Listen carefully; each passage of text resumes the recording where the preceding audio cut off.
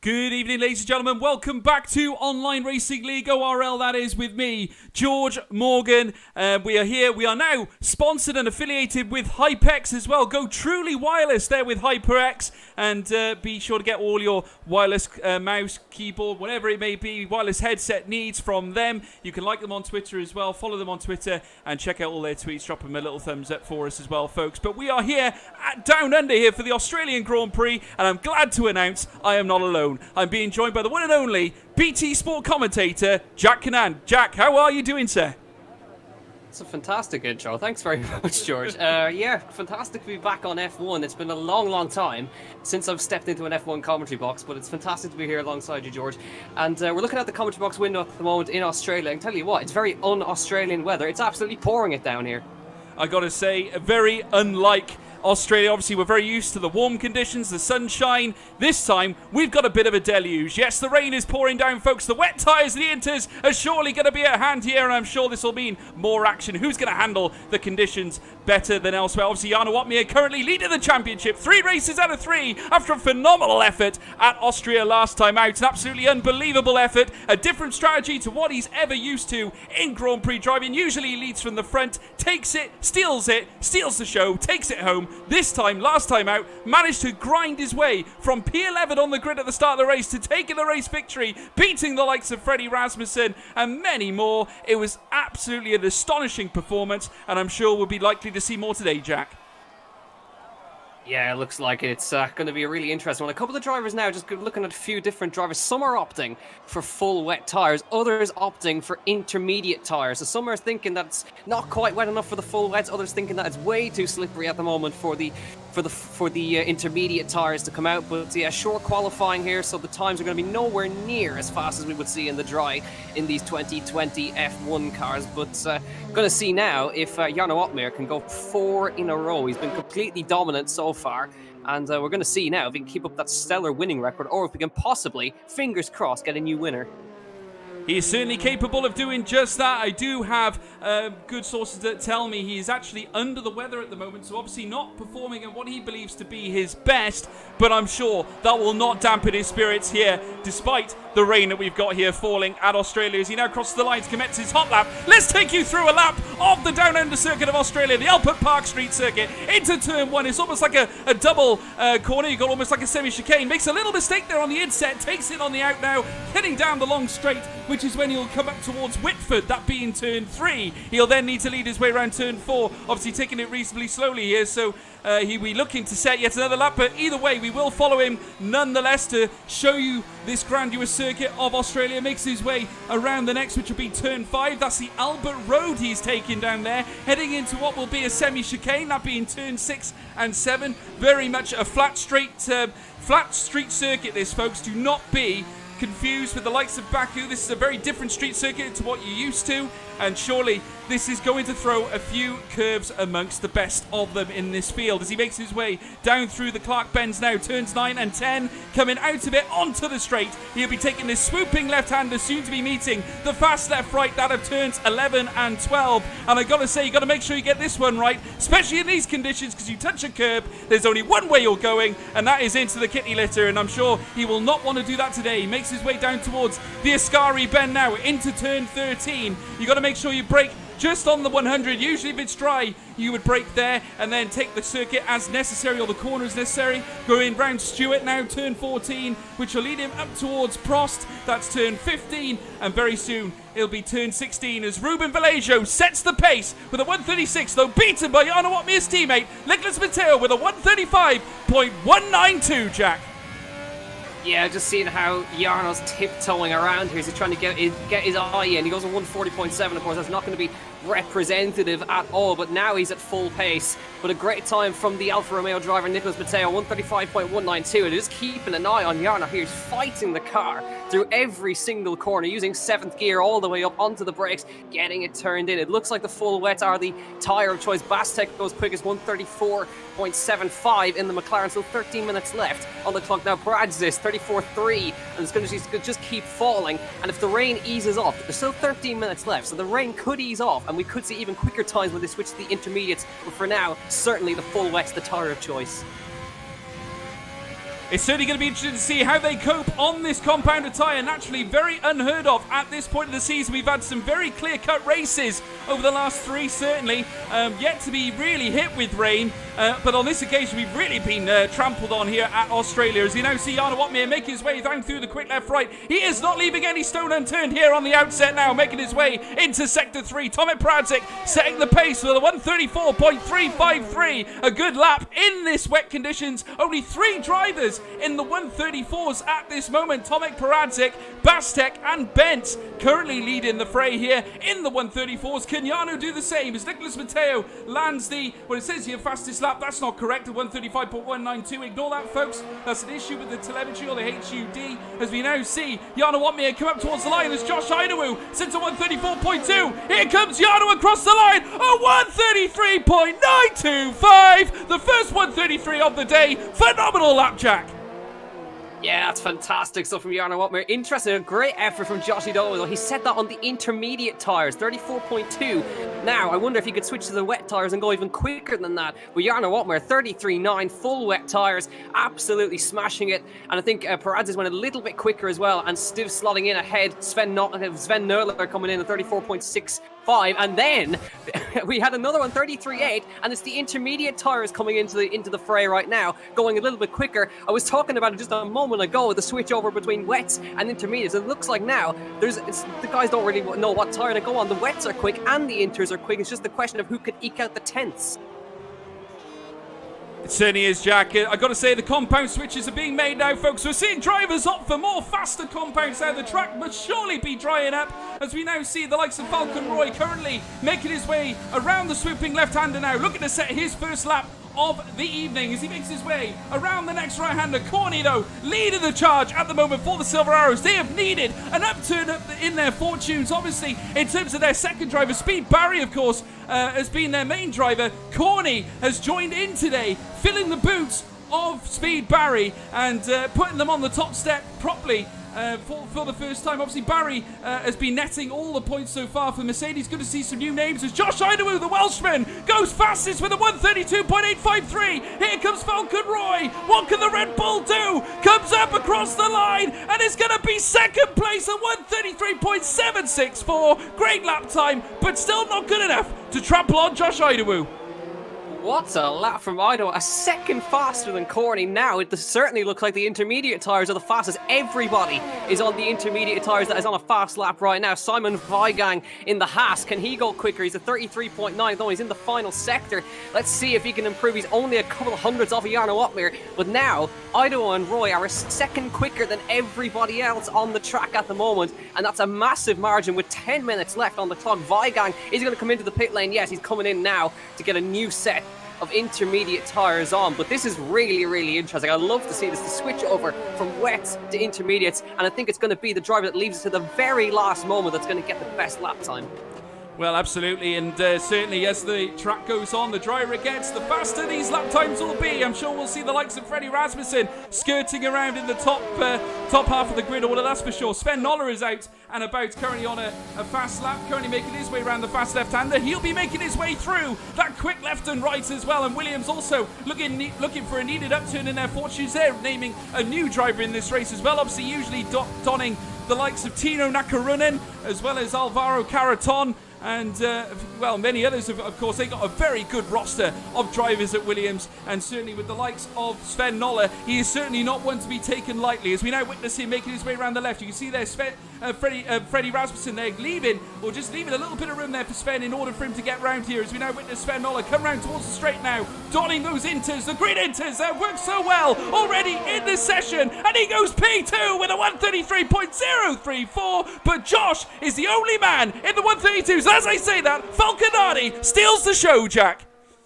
The track is changing second by second, 0.8 of a second faster by Nardi over Josh Idawu. This is fantastic. So the track is changing at every single moment. Each lap is getting faster and faster and faster. Hayes now, P2, and ahead of Idawu, Nöller, Alvaro, Roy, Corny, Otmir, Weigang, and Peradžič. And now all these guys, the fast guys, Peradžič is on a lap, Weigang's on a lap, and Otmir is on a lap as well. Settle in, because this is going to be a fantastic end to qualifying. Well, let's not forget this man, Jack. It's Freddie Rasmussen making his way down towards the next right and left. Very soon he'll be making his way around towards the quick left and right, as you now see him making his way around the very famous swinging left-hander here in Australia, which if you get wrong, you can plow yourself into the wall there. Obviously on the right-hand side, he just breaks there, downshifts twice into this quick left and right on the outset. You want to make sure you don't take too much curb, as you will get oversteer or understeer, whichever you prefer, as we now see Freddie Rasmussen go right round this right-hand bend. Now into the final sector he goes.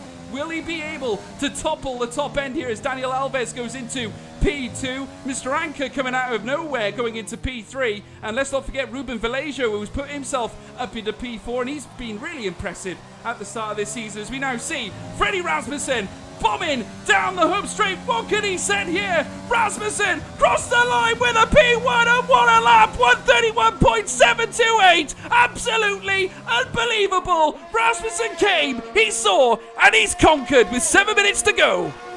131.7. Freddie Rasmussen, fantastic job. Paradzis pops into fourth, and now Hayes responds 31.84 for the silver hour. Well, the black hour, we should call it, actually, there in P2. Nardi, then Paradzis, Bentz, Vastek, Daniel Alves, Mr. Anker, Ruben Vallejo, and Mateusz Wipek in P10 as well. So now Idowu, who was up in the lead just a couple of minutes ago, is now down outside the top 10, and he's got to find a second. And that's a huge chunk of time as well. We've got to watch out. Jarno Opmeer currently 16th. Simon Weigang currently 17th. These guys have got a lot of work to do with 6 minutes left on the clock. With Freddie Rasmussen, well, I say that, Ruben Vallejo, 131.5.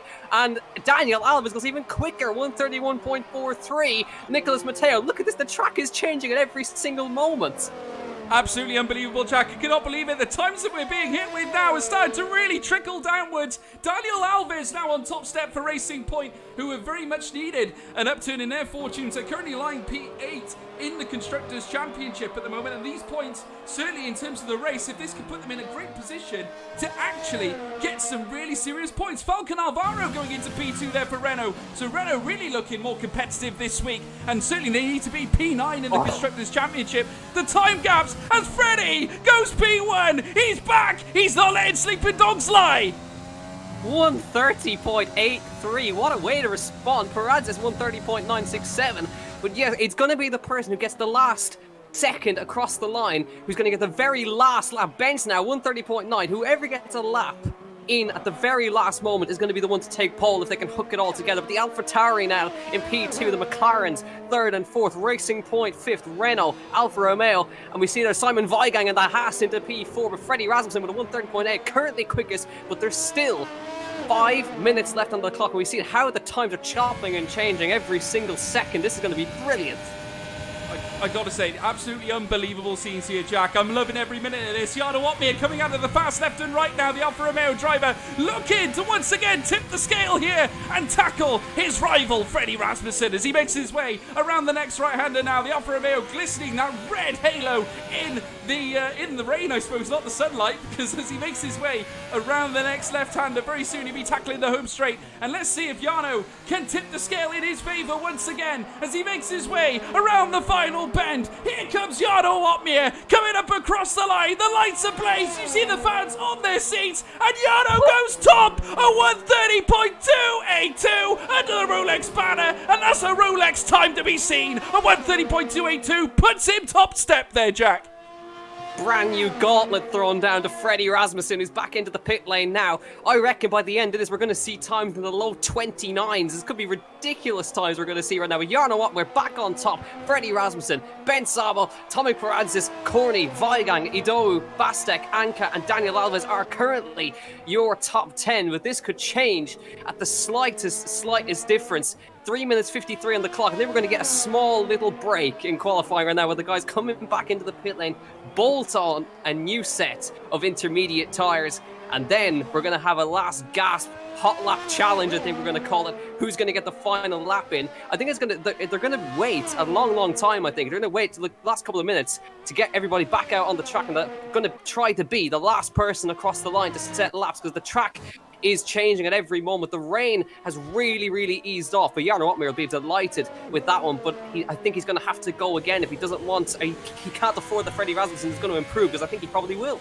Well, let's not forget this man, Josh Idawu, certainly a man who's tickled the top end in the last few races. Really impressive as well the last couple of races. He dives into the pit lane, obviously taking your advice perhaps here, Jack, and donning a new pair of tyres, no doubt, as we now see that there are many chopping and changing going on at the top, as we now see Corny out on yet another fast lap. Can this man go quicker again? He's certainly proven to be a little tricky customer to handle as Sven Nolle moves up into P5. A good showing from Sven Nolle here today, giving Williams something to scream and chat about, as we now see the Mercedes, the Black Arrow, heading down the straight. Can he tipple the top end? And Corny goes P3 at 130.944.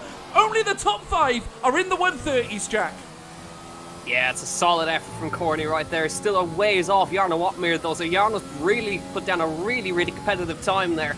So the guys are going to have to respond there, but yeah, a nice effort there from Corny. A 100th of a second ahead of Benz, Paradis, Knoller, Weigang, Ido, Bastek and Mr. Anka in P10. This is going to be a fight to the death now between all of these guys. Freddie Rasmussen out on track right now. Everybody's back out on track almost now as we head to 2 minutes left on the clock, and most of the drivers out on track. Jarno Opmeer, I think, going to leave it to the very last moment if he's going to come out at all. I wonder if he's going to even bother coming out. He's got half a second nearly on Freddie Rasmussen, but the pressure is on now for Rasmussen to find half a second on his rival Jarno Opmeer to secure a pole position. I say that, Jarno Opmeer is out on track, so he's going to have another go.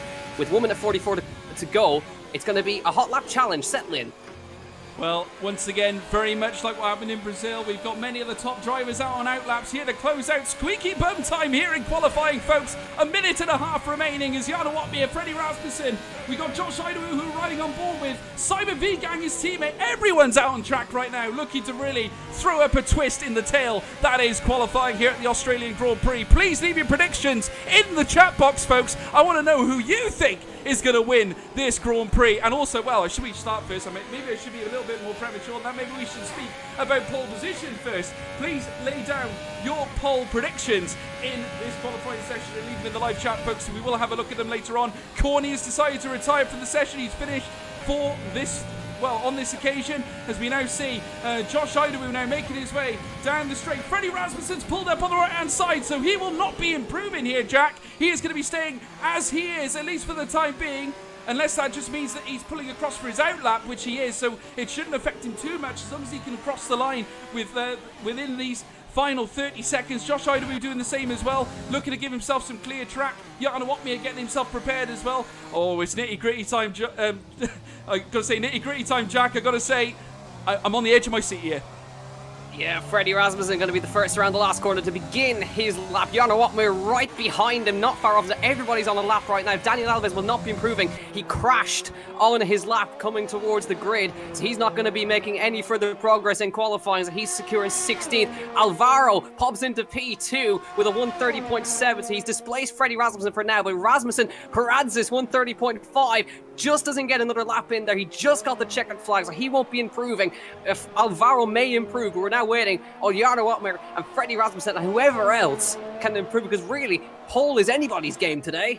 Certainly is. We've got Freddie Rasmussen now on track, rounding this next right-hander. You can now see him on the outset, heading down to what will be the Clark chicane, where he'll have to take turns 9 and 10. And you can see the rain is still dribbling down here, though intermediates certainly have taken effect now in this session. Now making his way on the outset of that chicane, heading round the swooping left-hander. And he'll very soon be tackling the quick left and right as well. So what we're going to be seeing here at the end of quali here today, folks, time has officially run out. We are now in what we'll call extra time, as they say in football. 2 minutes remaining of that extra time, as we see there an Alfa Romeo there just cruising on the right-hand side. We're now seeing the Red Bull making its way around the next right, donned by that of Frederick Rasmussen, who we know can pack a punch, certainly when it comes to any form of racing at any form of circuits. Don't write anyone off at this point, folks. We now see Freddie round in the final corner now, and what's it going to be as he comes up towards the line? Is it going to be pull for Red Bull as Jarno is still on top? Nicholas has gone for this, but there's Freddie Rasmussen at 130.138. But where's Jarno? He squeezed it at the death. Phenomenal, within what must be 200 thousandths of a second, slimmer than a fly's eyelash. Absolutely unbelievable scenes, Jack. 0.002. Jarno Opmeer on pole for the Australian Grand Prix. Freddie Rasmussen just pipped by the smallest margin. That's a couple of centimetres. 0.002. Well done, Jarno Watmere. Freddie Rasmussen in second. Falcon Nardi, Tomek Paradzis, Ben Sabo, Joshi Dowu, Falcon Alvaro, Bastek, Hayes, and Vipek, and then we have Simon Vigan in P11. But look at this, the entire field is nearly within about a second of each other. That is unbelievable. 0.002, Jarno Watmere on pole. I got to say, these, despite the rain, we all knew this would throw a twist in at the start of qualifying, but they've come out in their droves, pitched some phenomenal lap times. The top 12 all in the 130s. Phenomenal scenes from all of them. But as we go into the race, folks, we'll just quickly have a little bit of break in our coverage for this.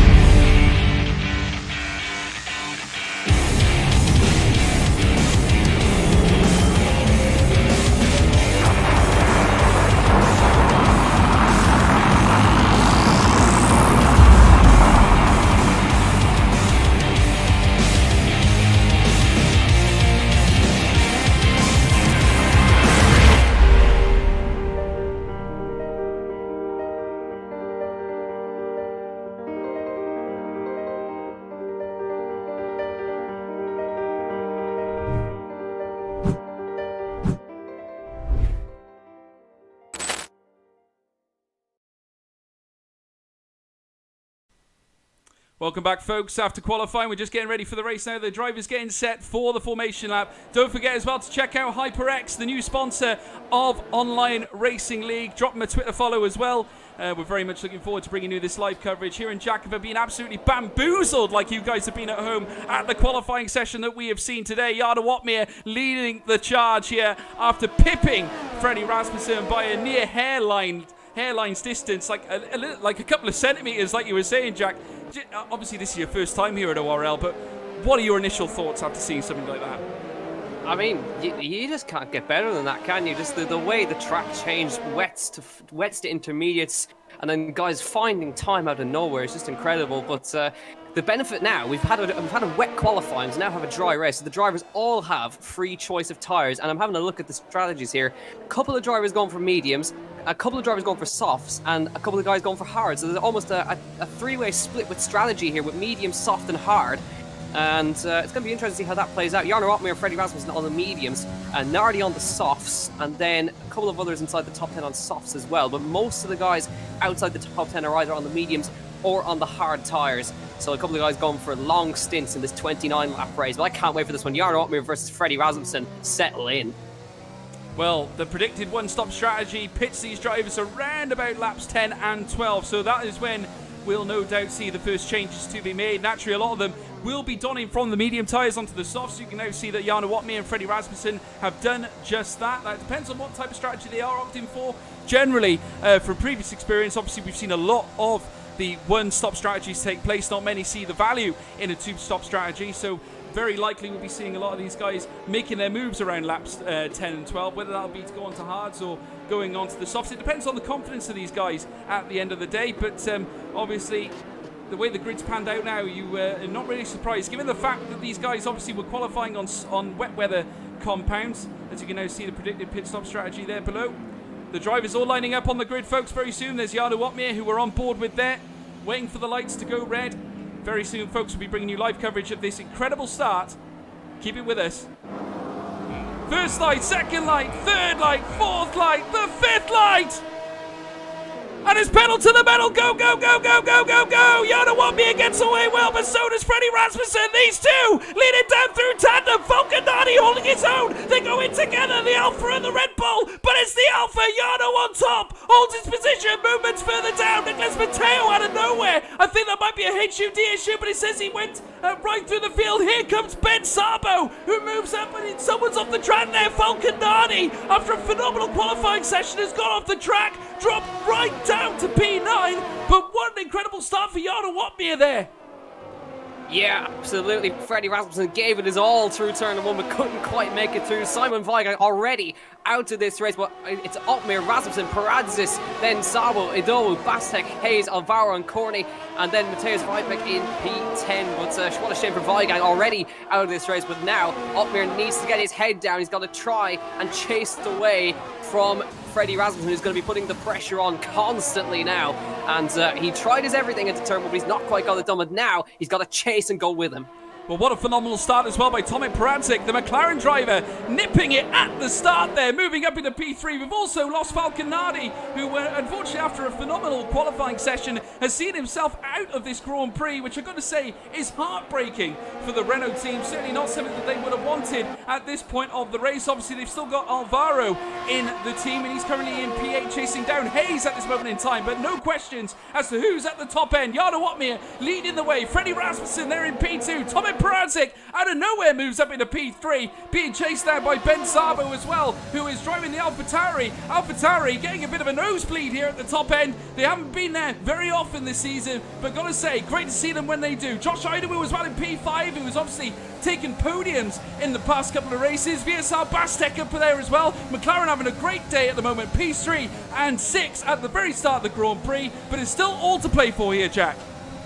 Yeah, exactly. Rasmussen going with him, and so is Paradzik is going with Freddie Rasmussen as well. Szabo's latched onto the back of the Polish driver as well as they file through Sector 2 for the second time today. All looking nice and neat and tidy for the top 5 at least anyway. Otmir's kind of gapped him a little bit, 0.7 of a second now. Paradzik going with Rasmussen, Szabo going with Paradzik as they come down the back straight now. DRS will be enabled on the next lap by, of course. This is a DRS section, but now we see that we have Szabo really putting the pressure on the AlphaTauri now. When remember, he's on the soft tyre, which is a quicker compounded tyre, so he really needs to get a move on to make sure the softs work for him.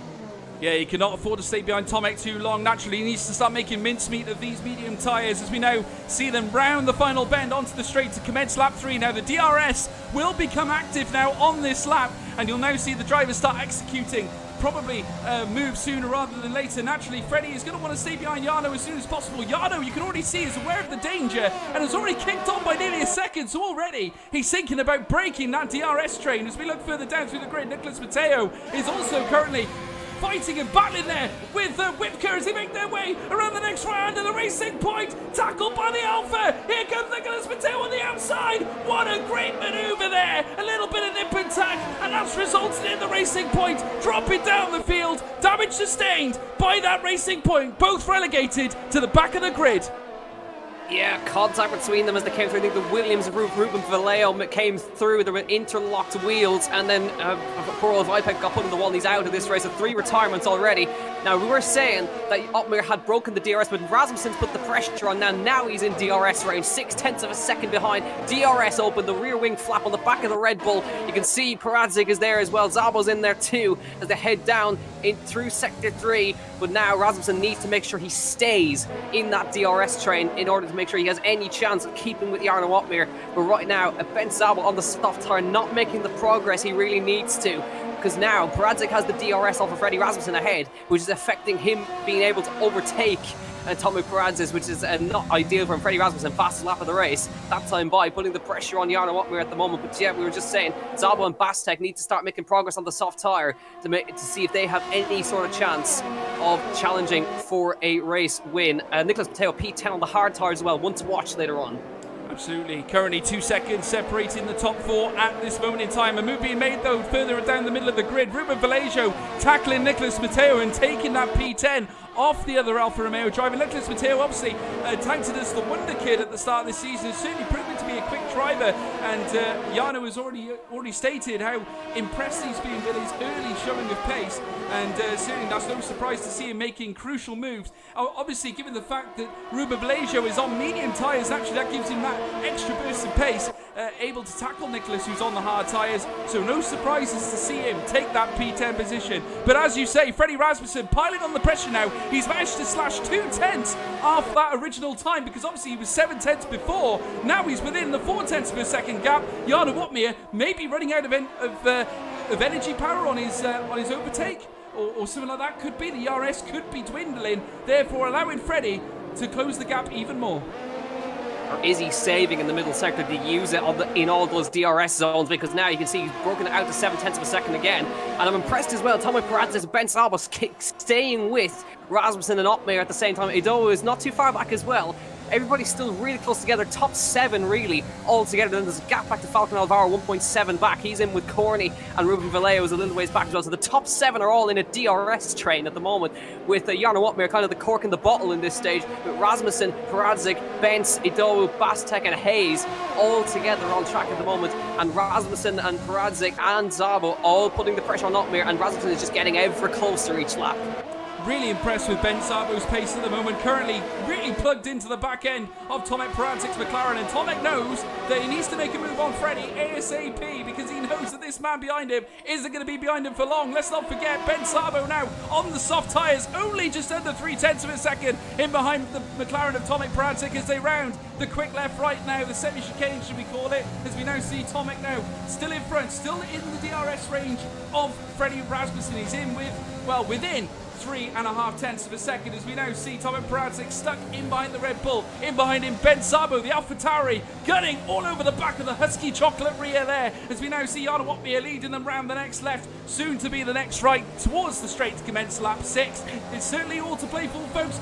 Long way to go yet. Do not change your TV sets. It's going to be a corker.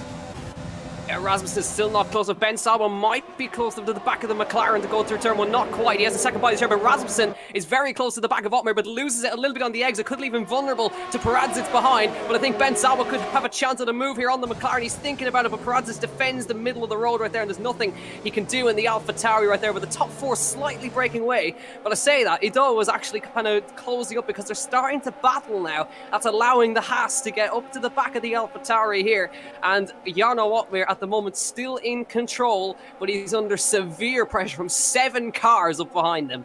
Absolutely. Look at the gap separating those top 7. It is literally minimal, absolutely minimal. And then there's a huge gap of 2.5 seconds back to Falcon Alvaro, obviously on the medium tyres as well, but leading that almost second contingent of cars. I was going to say second contingent, but there's a huge gap between Corny and Ruben Vallejo of nearly 3.5 seconds. So, 3.5 seconds in Formula 1 is absolutely massive, and certainly not something to be taken lightly, as we now see Ben Sabo once again plugged into the back of Tomek, but he's got big problems as well now, because here comes Josh Idowu, and very soon it might be the case that the Haas driver says, I've had enough, mate, I'm going to overtake you very, very shortly with my medium tyres, because obviously those softs are not going to be standing the test of time for all that much longer, as we now see Ben Sabo still plugged into the back of the McLaren, as we now see the tringle, the troop of cars now heading down towards turn 1 here at the start of commencement of lap 7, rounding the next left-hander now. Certainly no moves to be made yet. It could be a question. The strategy seals the deal today. Yeah, looks like it. Rasmussen is as close as he's ever been, but he's not quite able to get up to the back, to get alongside Jarno Otmar at the moment. Otmar is just doing enough on the exit of the corners to make sure he's not able to get past Ben Sabo, frustrated behind Tomek Peradze. It looks like he is quicker, but the softs are, as you said, are going to fall off sooner rather than later. Bastek as well, hanging in there on the soft tyre in P6 as well. Josh Idowu in P5, hanging in there nicely in the Haas. We come down to sector 3 right now. Still Otmar from Rasmussen, from Peradze, from Ben Sabo, from Idowu, Bastek, and then Hayes, Alvaro, Corny and Vallejo in your top 10 points scoring positions. Heading down to corners 9 and 10 for the 7th time today. Rasmussen still not quite close to be 3/10 back, but he needs to be getting up alongside Otmar now to have any chance of getting past, because he's able to close up, but he's not quite able to get alongside and get the job done. And if he goes through, he's got to watch out, because Peradze is right there to pick up any pieces should anything go wrong. Yeah, Australia, a very different track to what we've seen already this season, folks. Naturally, not many certain or better overtaking positions than the home straight. Really, you need to make the most of the DRS where possible, and if you are wearing soft tyres, certainly try and use them as soon as possible as well, as we now see Bastek, who's already gone into the pits now to remove the soft tyres. Whether that's to go on the hards, it certainly is. Yeah, so he's going to try and go to the end on those hards. A very interesting move there from Bastek to pit so early, but let's see how effective that really is. Obviously, Ben Sabo still in the fray here, trying to battle with Tomek. Obviously, his tyres are still rather effective, because he's plugged right into the back there of that McLaren. So well done him for keeping his car on the track, and certainly adding to his pace to try and keep closing down Tomek, putting more pressure on, and obviously try and keep Josh Idowu behind him. It certainly is going to be a test of stamina here, Jack. Yeah, certainly is. There's only 2 drivers left on the soft tyres. That's Ben Saab and Falcon Roy in P17 now. So an early stop to switch onto the hard tyres there might be could come nice for him later on in the race if he's able to look after the hard tyres. So here we go, through 9 and 10 once again. Ben Saab, does he pit? Does he respond to Bastek now? Does he dive into the pit lane to get himself onto the hard tyres, onto the one-stop strategy to get him to the end?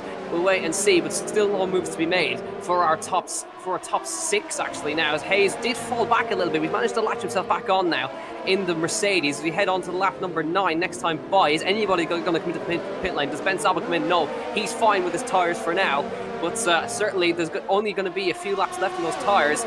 So it's only going to get worse for him, I think, with Rasmussen. He's closer than he's ever been as he comes towards turn 1, really almost pushing Jarno Wotmir through turn 1 now. Is this the time for Freddie Rasmussen to get the move towards turn number 3 then in the DRS? Can he get up the inside? Not quite, he's going to have to latch behind, but he's certainly putting the pressure on. And Josh Idawu up the inside, he's not quite able to, he's trying to go around the outside. Sorry of Ben Saab, there couldn't quite get it done, but now puts himself back into trouble because now he's put him on the back of, or put him to the back of Hayes now. Absolutely, and Ben Szabo certainly in trouble as well. No longer has he got, or he could very well lose the trail. That is, Tomek Peradze can certainly lose the DRS, which is something that's been keeping him out of danger really from Josh Idawu, at least for the time being. But he's still within that second mark, albeit only just. So I got to say, he has just tripped over it now. So how long can he keep Josh Idawu off his back for? Obviously, will he be diving into the pit lane now on this lap? You must think that it's a good move to make, because naturally we said the pit window would open around lap 10 or 12. So we've got to be seeing a few of these drivers making their stops pretty sharpish. Lap 9 and 29 we are in at the moment. Lap 10 being the next lap. Freddie Rasmussen still very much plugged in though to Jarno Wotmir. These both donning the medium tyres. I can only imagine that these two will be pitting simultaneously together without a shadow of a doubt, and I'm sure it'll be a straight force battle between the bunch.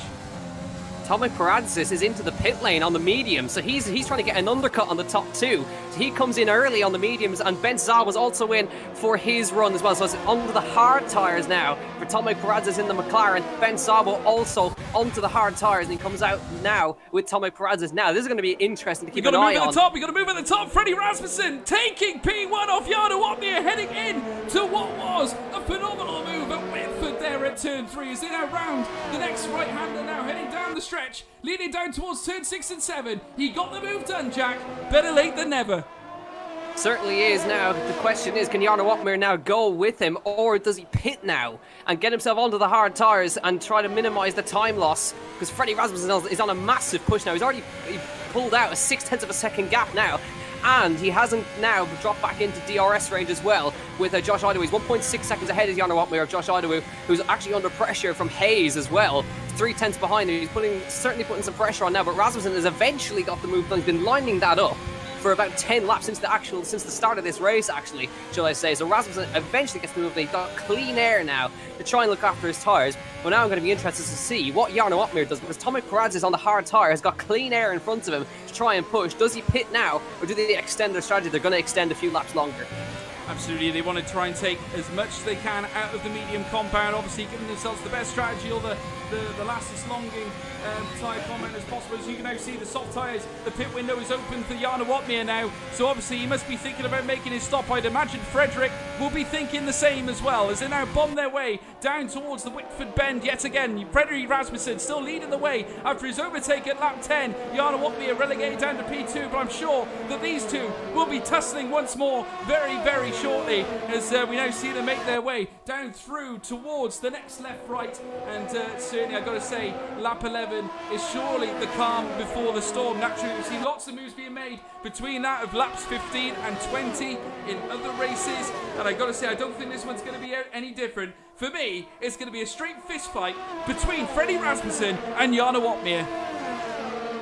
And what better way to decide a race between these two then, as they come through 9 and 10 on lap number 11. They got a second and a half over Josh Idawu, who's still running there, but Hayes is keeping him honest right there in P4. He has got DRS on him, so he's not quite going to be able to get alongside him here, but he's really staying with the Welsh driver right now, putting the pressure on. Big lock up there coming through turn 11. Manages to keep him behind for now. But here we go, on to lap number 12. Rasmussen, does he stay out? Yes, he does. And no, he's coming in. Freddie Rasmussen from the lead of the race. Wotmir stays out. So Wotmir's got to put a massive push on now to respond to Rasmussen, and Idawu's in too. It's a question of who's bravest, as we now also see Josh Idawu dive into the pit lane, the Welshman picking a change of tyres as well, and he is going to opt for no less than what tyres has he opted for indeed. You know, he's currently on the medium compound. He's gone for the hard, so he's going to try and go to the end on the longer tyre, and so's Freddie. So is Jarno going to be having a tap tip for the soft tyres? That's the big question. How long is he planning to last on the mediums? Remember, he did a similar thing at Austria as well, and it did pay off for him. Paradis side by side with Rasmussen, and Paradis got him, but he's overcut him actually. Here comes Paradis on the inside, trying to get up the inside for the second place now. There's going to be side by side with Rasmussen on the exit here. Round the outside, Paradis side by side with Rasmussen through. There's Consign, he somehow manages to keep it in a straight line. Rasmussen just comes out ahead, but the overcut almost worked for Paradis there and for Bastek. So now Otmir really needs to make sure he gets a massively pushed lap this time by. You can imagine the stress that was probably appearing along the face of Freddie Rasmussen there. He does not want to be fraternising with people behind him, naturally. He has only got his eyes on one man, and that's Jarno Otmir. Obviously wants to try and topple the current 3-race winner of this season. The only driver in this field to win a race here in ORL this season. And naturally, Freddie wants to try and put the nail in his coffin on this occasion as he now witnesses the next right-handed turn now. In behind him, the two McLarens in tandem. Once again, Tomek Paradis not letting him go just yet. He's only just over 0.5 of a second in behind that of the Red Bull as they round the next left-hander. A lock-up there from Freddie Rasmussen. Certainly, that must be the pressure. Certainly, there is a lot of pressure in races such as this. The top drivers are racing here at ORL, and the sweat, I can imagine, is dripping down his brow at this moment. As we now see Nicholas Matteo rounding that of Ruben Vallejo down through Whitford. A great move there from the Alfa Romeo driver. Moves him up to P5 on the hard tyres. The mediums are starting to fall off, Jack. Yeah, certainly are. Otmir actually stayed out that time. He's fine with his tyres for now. Hayes also stayed out, as has Corney, as has Alvaro, who's lashed onto the back of Corney there. Bastek now with a penalty. He's right in the middle of that, battling for the top 5 positions. That's not going to help him when it comes around to the end of this race. He's under pressure from Ben Sawell on the hard tyre. He's got the oldest tyres of everybody. He's Bastek has the oldest tyres of anybody, 5 laps old, coming now towards turn 8. And manages to keep behind for now. But does Otmir come in this lap now? He's starting to lose time to Hayes behind him. And Rasmussen is almost in complete clean air. He's actually got Calcifer in front of him. And Otmir's going to stay out again. So he's obviously got something else in mind. He's going to extend really long to have the fresher tyres at the end. I think this could be a trip for the softs. I think he's going to try and finish fast. And I don't blame him. It worked for him last time, and I think he's got his eyes on the prize once again. Can he make these mediums last as long as possible in order to give himself the best chance possible on the softs? I can only think that's what he's got in mind. I seem to remember him using a similar strategy last season that actually got him the win here at Australia, and no doubt he'll be looking to do the same thing again. Looking in behind him, Hayes currently in P2, VSR Corney there in P3, Alvaro currently in P4, Nicholas Matteo P5, Jarno's teammate still very much in the mix at the moment in time, obviously has yet to pit. But Freddie Rasmussen still currently leading the contingent of cars that make up those drivers that have pitted already in this race. So it pretty much still is anyone's race. Idowu was really under pressure from Ben Zabada, who almost got the move done on him, but he's had to go behind. There was a problem. VSR Bastek unfortunately spun in turn 1, and that's completely ruined his chance. Now, he had a 3-second penalty already, but now he's dropped away from the battle he was in the middle of there. But Ben Zabada still stuck behind Josh Idawu right here. Tomek Paradis now starting to put pressure on Calcifer, who is a 13 lap. He hasn't stopped yet, so he needs to just make his way through and just do it in the DRS section. I think is the safest bet rather than going side by side through 9 and 10, but that's allowed now. You can see how much Freddie Rasmussen has pulled away from Tomek Paradis now as a result of that. So Paradis goes through, but as a result of that, 1.6 seconds, he's built over him now. So you can see now Falcon Alvaro is into the pit lane, and Jarno Otmir, I think you're right, I think he's going to go for softs at the end. And watch out as well, Nicholas Matteo, remember, he's on the hard compound tyre, and he's extending, or he's going to do the same as his teammate, albeit on a different compound tyre. They're going to both go for softs at the end. They're going to be really quick at the end. Absolutely, and you've got to think that that's a plan that Alfa Romeo have hatched right before this race has started. Obviously, they're very well known to well, commit to very, very good strategies. They're very good strategists, Alfa Romeo, and certainly will be yet again, I'm sure. Jarno Opmeer is still leading the charge, though. Currently 1.2 seconds ahead of Hayes. Corney in P3. Matteo there in P4. Ruben Vallejo for Williams having a great drive there in P5. Steve in P6. Ruben's teammate Sven Noller there in P7. Mr. Anker there in P8. Frederick Rasmussen there leading the contingent of pitted cars there in P9. The Red Bull still yet to find wings just yet, but I'm sure that he will cruise up through the field very, very soon as the medium tyre runners begin to wear off. But what's going to happen here? How is this going to work with Jarno Opmeer's pit stop? Will the soft tyre strategy work out for the Alfa Romeo team here, Jack? I think it could, but they're actually keeping an eye because Falcon Roy is kind of giving them an idea of how long the softs last. He's done 11 laps on his stint of soft tyres at the back, and he's still going. So all looking good for their stint right there. They need to do at least another 5 laps on this tyre to make sure that they're safe at the end. Just seeing a Stive into the pit lane now. He's going to go onto the medium tyre. He started on the hard tyres. He's going to go mediums to the end now in the Ferrari. And he's going to emerge, I think, just behind Ben Sabo and Alvaro. I think he's going to come out in front of Alvaro, actually, as they come now to the pit exit. But hards to mediums is going to be his choice, and he emerges in 15th, but actually 16th place now, so almost at the back, not quite, but down in 16th place now. But he's got fresh mediums to use for now, and laps 16 and 29. But yeah, as I was saying, I think we're going to need to extend another 4 or 5 laps. Jarno Opmeer, Hayes, Corney, and Vallejo especially, to make sure that they're safe to the end. Yeah, we saw the soft tyres certainly die off around about lap 10, so you can only imagine, you are quite right there, maybe at least maybe between 5 laps need to be made in order to make those soft tyres effective, certainly for what Jarno Opmeer needs them for, but also he's got to try and weigh that up against the time gap that separates him and Freddie Rasmussen as well. Maybe he's also thinking that maybe I need to find the sweet spot, because obviously I don't want to come out too far behind Frederick Rasmussen, because at this moment in time, certainly he's starting to close down on every car in front of him. Certainly, albeit at this moment in time, it's approximately between 15 and 20 seconds separating Freddie and Jarno at this moment in time. But that does not mean that Freddie is not a danger. And certainly that of Tomek Peradzik and Josh Idawu, don't forget them. They are still very much in the mix. Yeah, and I think we've kind of glossed over him, but Jarno Opmeer, he's got to watch out for Hayes. He's right with him. He's almost within DRS range of him, just hanging in there 1.1 second. He's going to get right in the mix when the pit stops happen. So it's a good job. He's pulled off a nice strategy here, has Hayes. So he's going to be right in the mix when it comes to the pit lane. But Freddie Rasmussen is kind of eking out 3-4 tenths a lap on our race leader. It was about 6.2 across the line last time. Just seen Roy getting a penalty, 5 seconds for speeding in the pit lane. But we still got a ways to go until we see our race leaders pit, because we have first, second, third, fourth, and fifth, and sixth still yet to pit, and all on varying tyres, hards and mediums. Top 3 on mediums, Matteo and Noller on hards, Vallejo on mediums, and he's the final car to not have pitted. Daniel Alves is right in the middle there in P13 with 16 laps done, but he's yet to pit. But now Hayes, he's really putting the pressure on Opmeer. 7/10 of a second now behind him. He's within DRS range. Opmeer cannot relax here as we head. He's in. Jarno Opmeer's in. Now watch for the pit exit between himself and Rasmussen. Absolutely. Keep an eye on Freddie Rasmussen, folks, as we now see Jarno Opmeer dive into the pit lane for his first and only stop.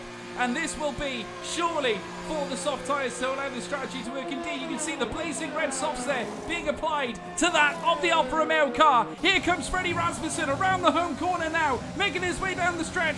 Jarno has just left his pit bay. Can he get out in time to close the gap? Not just yet. You can see the Red Bull has just gone past the stretch. Here comes Tomek and Josh Idawu. It's going to be a battle of the Titans here at Australia. Can Jarno do the business?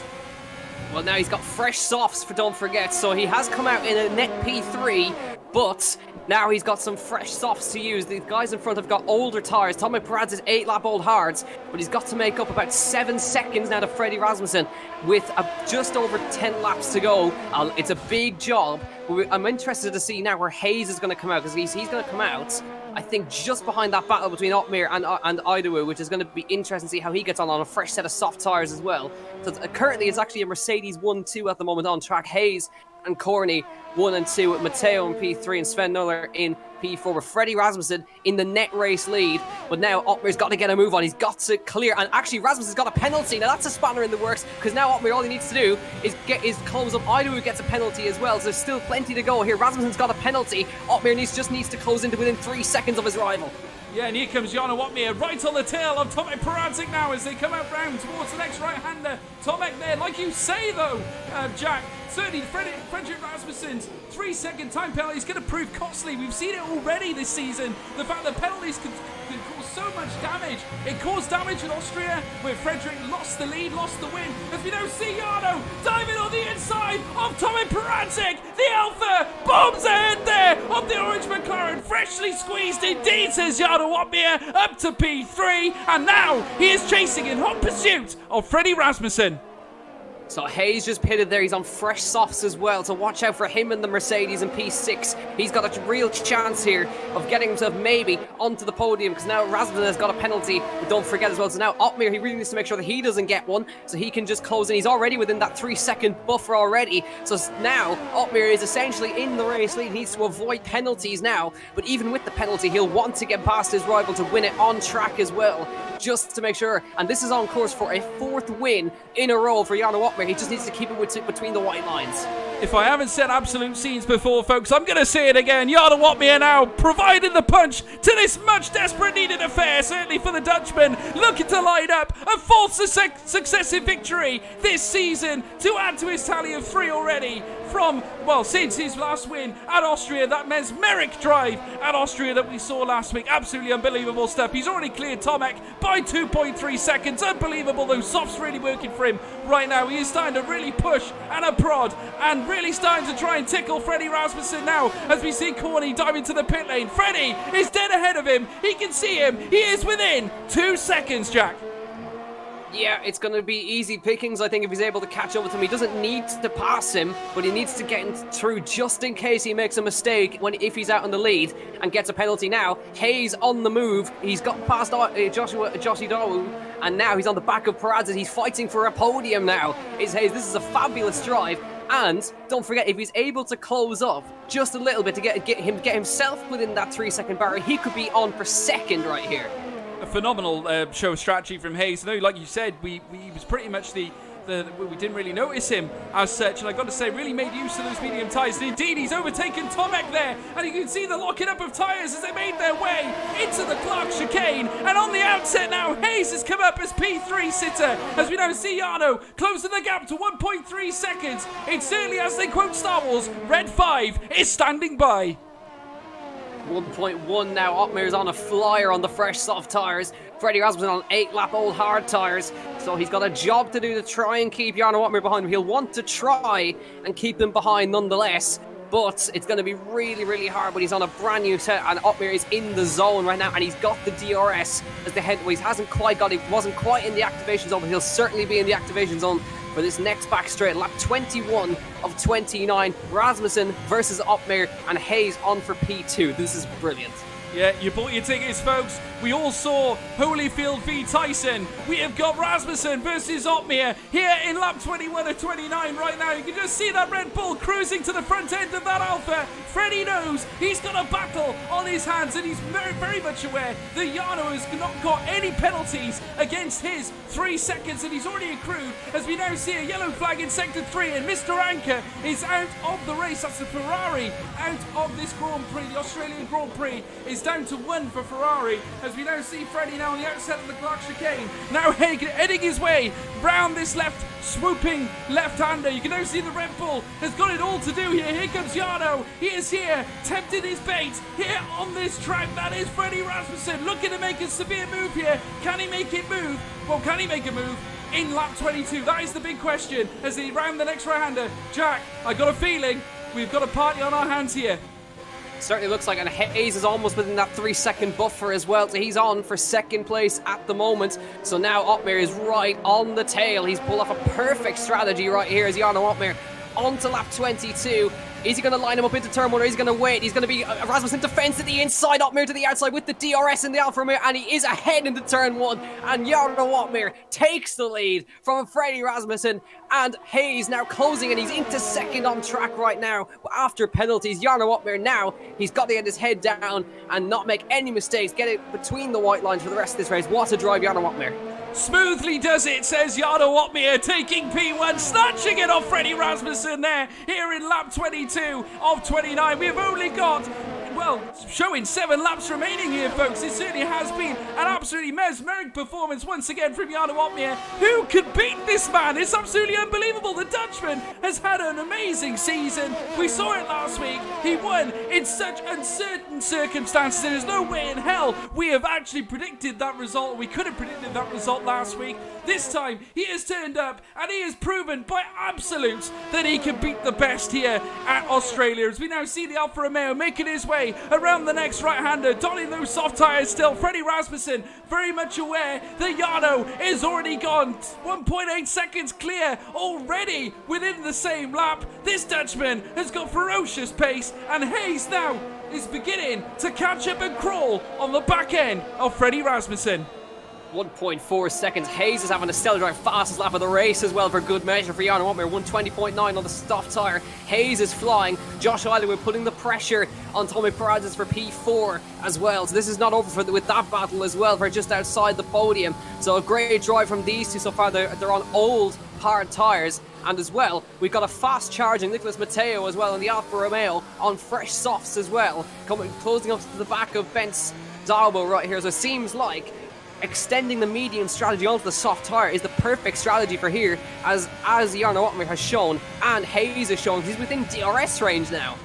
Yes, don't forget Josh Idowu as well. Tomek Paradzik and Josh Idowu have got a battle of their own on their hands here. Josh currently within 0.4 of a second in on Tomek Paradzik. Now the Welshman really starting to provide his own punch to this affair here at Australia as they now round the Clark chicane into what will be the swooping left-hander. Tomek knows he is in severe trouble as we now see them dive down towards the fast left, and right now the McLaren still prevailing in P4 for the time being, but on his tail Josh Idowu still really picking up the pace and closing on the back end. Surely a move to be made on the home stretch as they round the next right-hander. We can now see Hayes as well closing in on the back of Freddie Rasmussen. We can have a double move here on the straight here in lap 23 to 24 as we now see Freddie now knows that he's in trouble. Here comes Hayes, the black arrow swoops on the inside, and in he comes, moves in towards turn one, and he gets it done. Phenomenal move there from Hayes, and further back here comes Josh Idowu, could not quite get the job done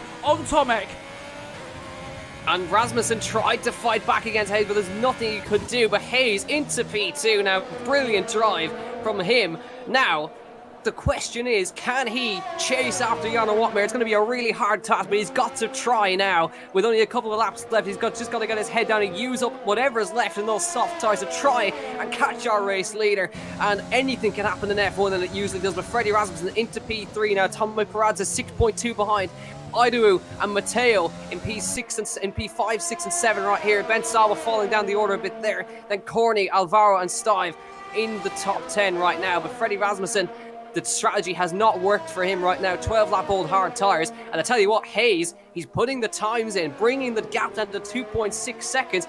This isn't over, George. It's certainly not, Jack. I got to say, 0.4 of a second within the last half a lap. Unbelievable scenes here as Josh Idowu makes a move. Curtain call here in lap 24, and it certainly is Tomek Paradzik holding on to P4. Josh Idowu not able to break the deadlock there. Clashes there with Nicholas Matteo, who is right in behind the Welshman as they round the next right-hander towards the home straight. The Haas is in trouble now because here comes the Alpha. Yet again, they're doing battle, and Nicholas Matteo not able to get the job done just yet, but what a show of initiative there by the youngster Nicholas Matteo to try and move on the unsuspecting Josh Idowu. He did not see that coming, very nearly caused damage, but nonetheless battling down into what will be the Winford Bend, and once again Tomek providing a bit of punch, defends against the attacking and aggressive Josh Idowu and holds on to P4, and Nicholas is dead in behind him, Jack. Oh, he had to use the grass a little bit there, Matteo. These are so close together, these young drivers, all in a line. Peradze putting up a stellar defense. He really wants this P4. Now remember, Matteo has a wave of penalties behind him as well, so he's just fighting for honor at this point to make sure he stays on track. We get the position on track, it's always better. But Peradze putting up a stellar defense so far in the McLaren, but Idawu is trying his best to get past, as is Matteo as well. Now with the DRS, Idawu tried it last lap as well, but here he comes to the outside line. He tried this a lap earlier, but not quite able to get alongside this time. And now on the exit, can he get it? Not quite. Has to stay behind. Out front, gap is down to 2 seconds, George. Unbelievable scenes here, and here comes Nicholas. Oh my word, that was close. Here comes Josh Idawu coming round the right-hander. He is right close to the back of the Husky Chocolate logo on the back of that McLaren. Here comes the Welshman. Can Tomic defend this time? No, smoothly does it. Here comes Josh Idawu, moves it on the inside, takes P4.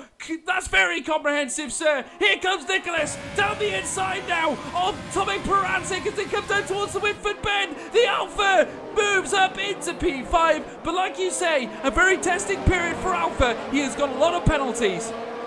Yeah, he's got another one in there as well, just on the exit of that corner. But what bravery from Josh Idawu. He had to have a go on the outside, and he did. I'm keeping an eye on our gap up front. 1.7 seconds. Hayes is flying in the Mercedes. He's almost within DRS range. We're going to cross the line for 4 laps to go next time by. And this is going to be an amazing end. If Hayes can keep this pace up, he might be in DRS range coming into the last 2 laps. This is brilliant stuff. I cannot believe how fast this race has gone. Already in lap 26 and 29, you must be joking, sir. Here with only 3 laps remaining here in this Australian Grand Prix. Please don't forget as well, folks, to leave your your comments for driver of the day here below. Certainly we got many amongst this field. We have seen action after action, and like we predicted later on in the race, it certainly was the calm before the storm. Please leave your suggestions for driver of the day in the chat box. Don't forget, there will be a survey below that will be provided by the League of ORL. Don't forget as well to check out HyperX as well for all your wireless needs.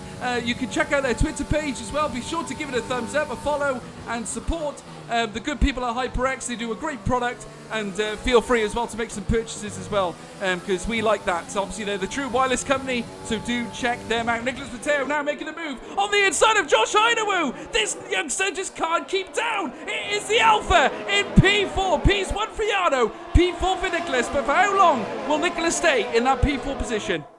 He's going to drop a lot of places thanks to penalty, but he's into P4 now, and he's not going to be able to make up too many more positions. 8.3 seconds to Freddie Rasmussen is the next car on the road, but the gap has kind of stayed a little bit stagnant now with Hayes and Jarno Watmer. Jarno Watmer, of course, not in the best shape at the moment, feeling a little bit ill over the last couple of days, still made it to the race, but the gap is 1.4 seconds, and it's staying there now as we head on to 2 laps to go next time by.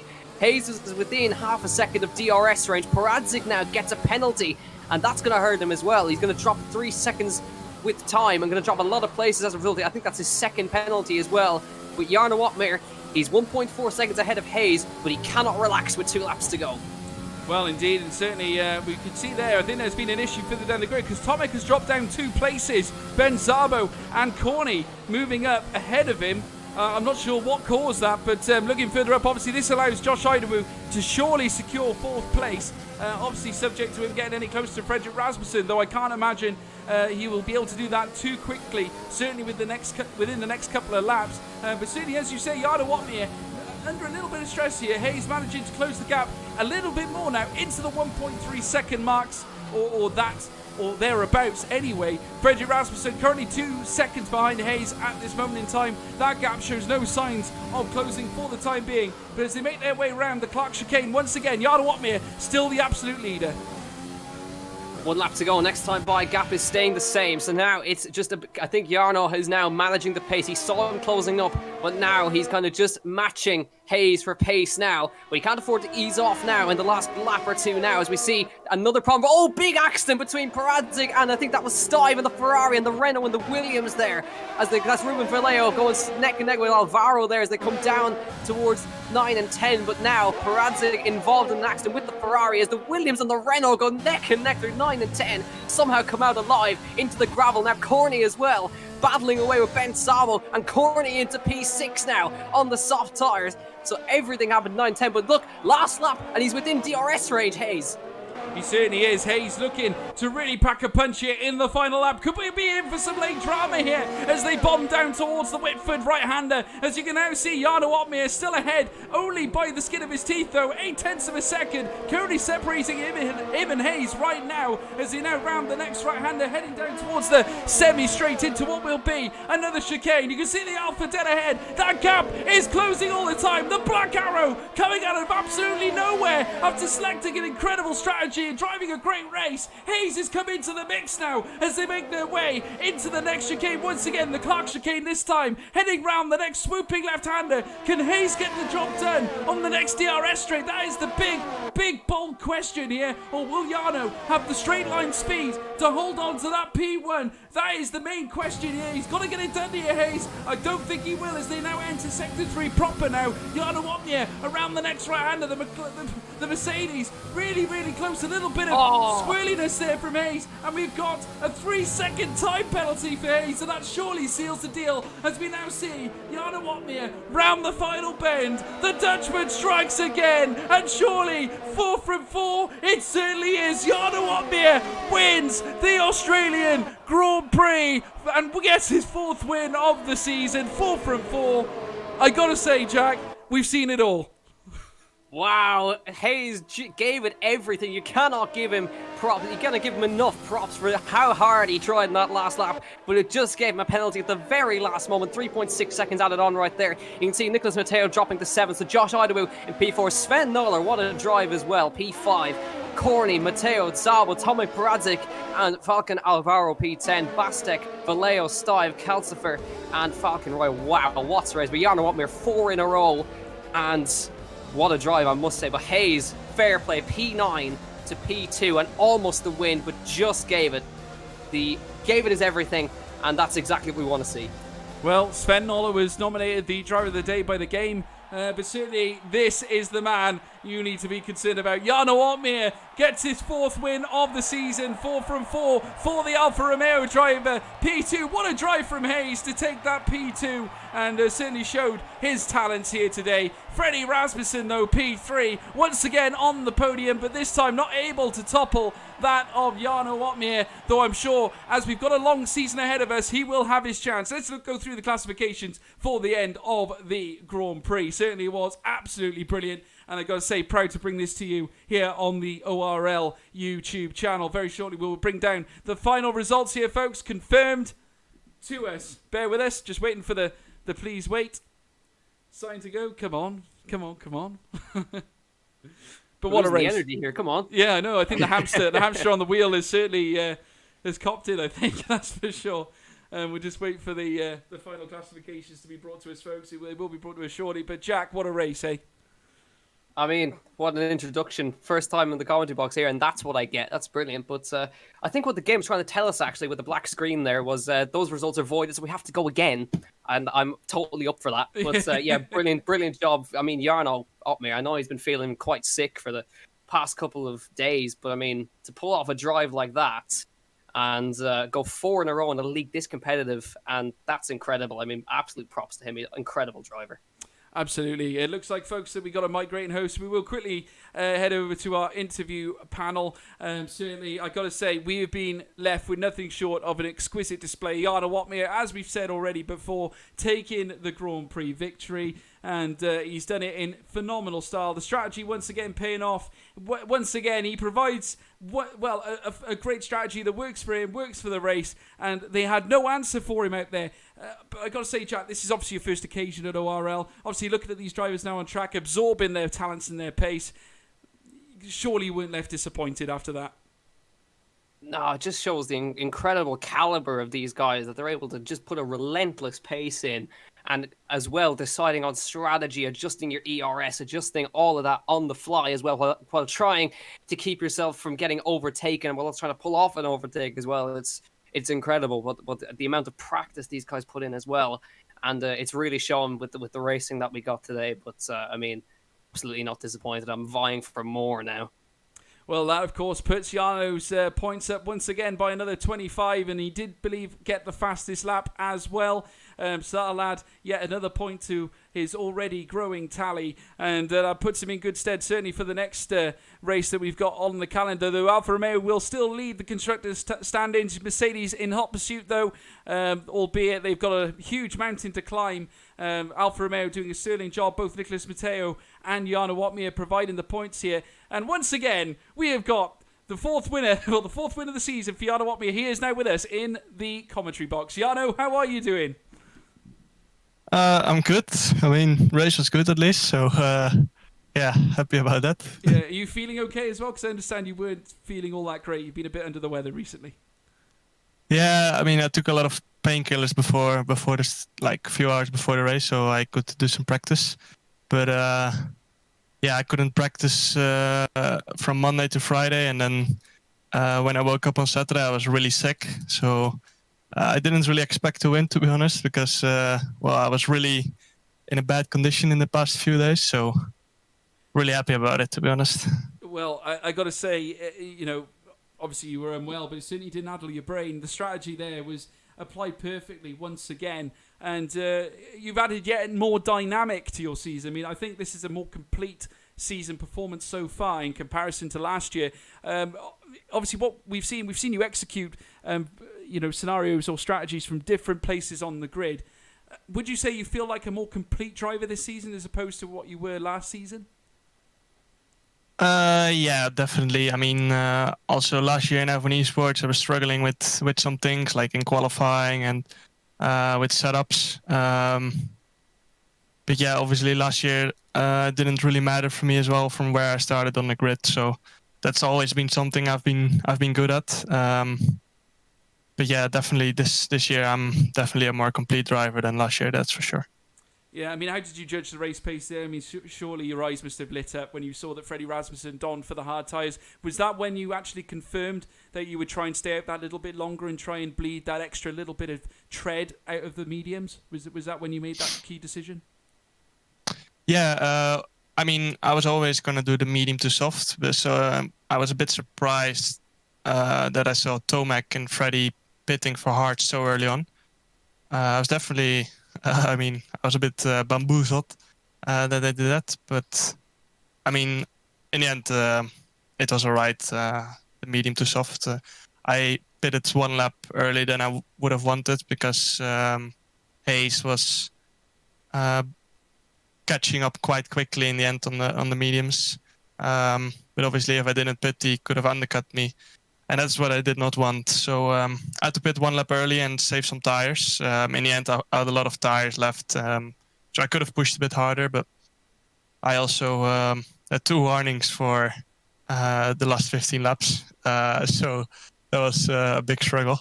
Yeah, but, a bit of a sweating moment then. So obviously you got close to that 3-second time penalty area, which must have really, I suppose, really obviously that does jeopardise it. Certainly in grids like this. Did that make you nervous at all heading towards the end?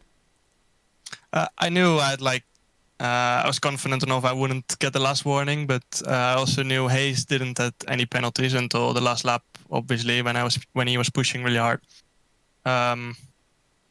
So yeah, it did put me a little bit under pressure, especially since he's at 1 lap fresher softs. So yeah, it definitely put me under pressure, but in the end, I made it work. Brilliant. So the big question is now, you've made it 4 out of 4. Can you make it 5 out of 5? I mean, I think I can. For this one, I didn't practice a lot, so I was a bit surprised. I was even in contention for the win.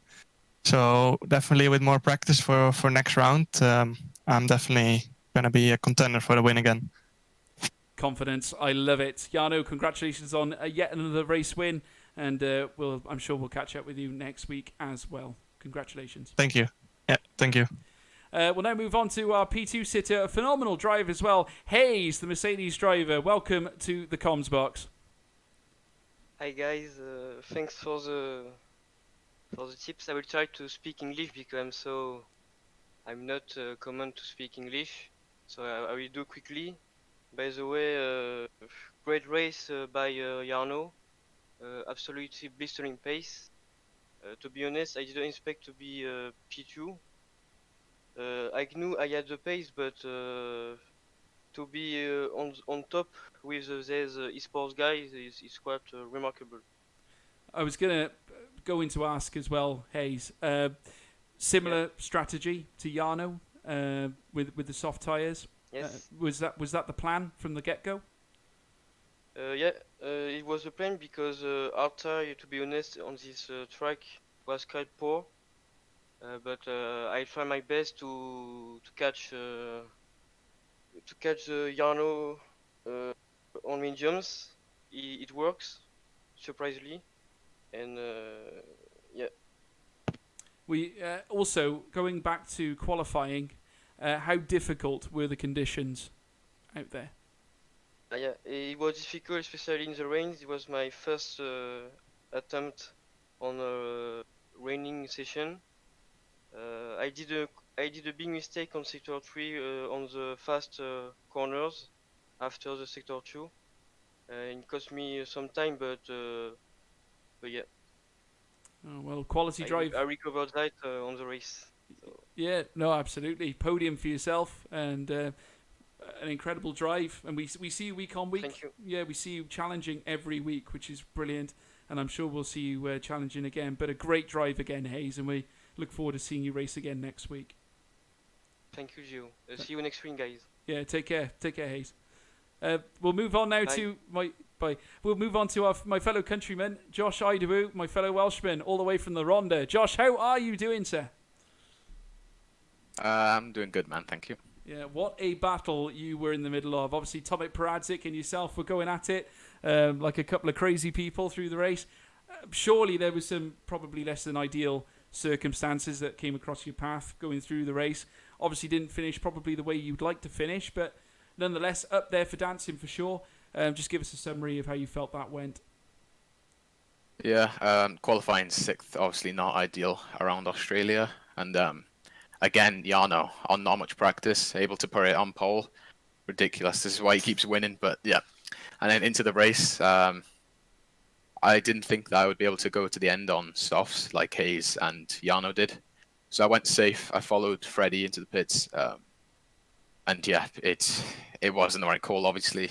Getting stuck behind a few cars. And then Tomek on dead tyres, he pitted like 2 laps before us. I thought the move would be quite simple, but yeah, we just get burgered off the road in sector 3. Just pushed completely onto the curb, onto the grass. And apparently it's my fault, but yeah. It happens. So P4, I mean,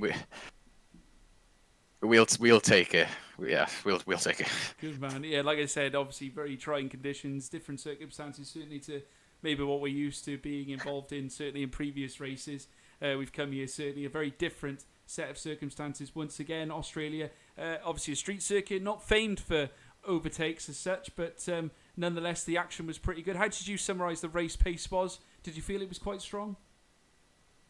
It was okay. It could have been a bit better because of the rain and everything that happened. We kind of lost a bit of focus at the start, and I forgot to put my front wing down by 1 click, which would have helped with the stability for the race. But yeah, no excuses. I still should have been probably a bit quicker, regardless. But yeah, average. Yeah.